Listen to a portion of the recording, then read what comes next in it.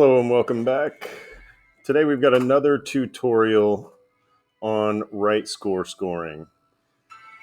Today we're going to talk about the other 40% of your overall score, and that's evidence and elaboration. The scoring breakdown: evidence and elaboration makes up about 40% of your overall raw score. When they say development of support, they mean elaboration. When they say attributions, they mean citations. When they say word choice, they're talking about you using grade level appropriate words and keeping it formal. Evidence and word choice make a very small percentage of this section. Really, elaboration is the big one. It makes up at least 30% of your overall score all by itself. Development of support. When they say this, they are talking about elaboration.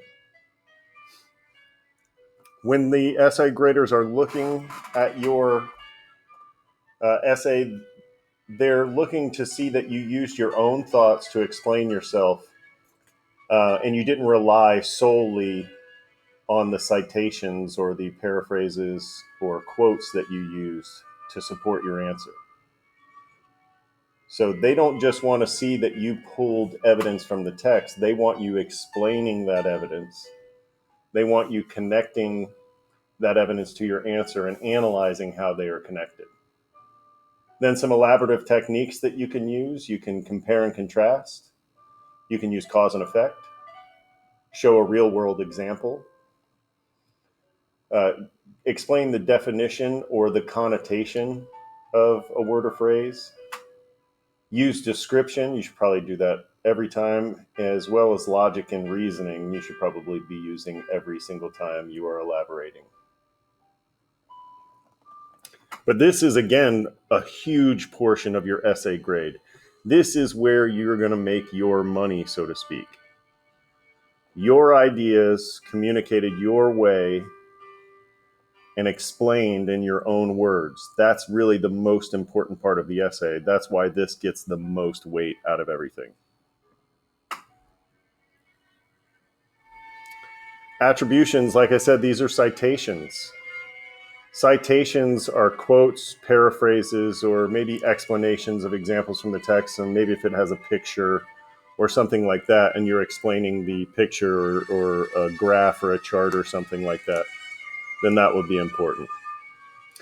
You should use a transition to introduce a citation, and I give you an example there. In Rikki Tikki Tavi, Rudyard Kipling states, and then you'd enter your quote or paraphrase after that.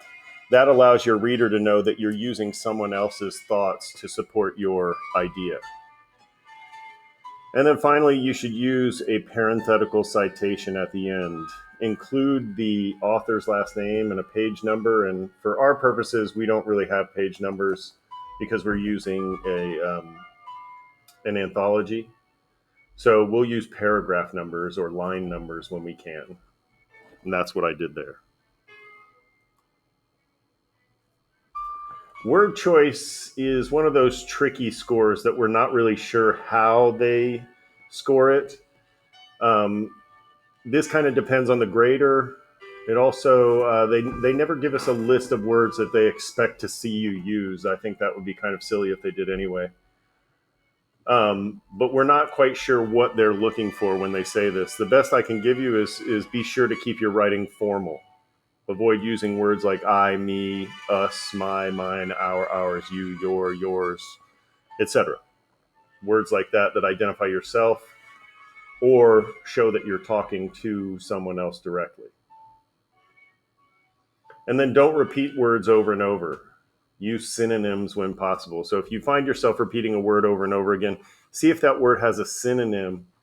And as long as it's not important to the main topic of what you're talking about, it'll allow your paper to sound a little, or your essay to sound a little bit more on grade level, and it'll show that you have a resourceful vocabulary where you can go and get another word when you need it.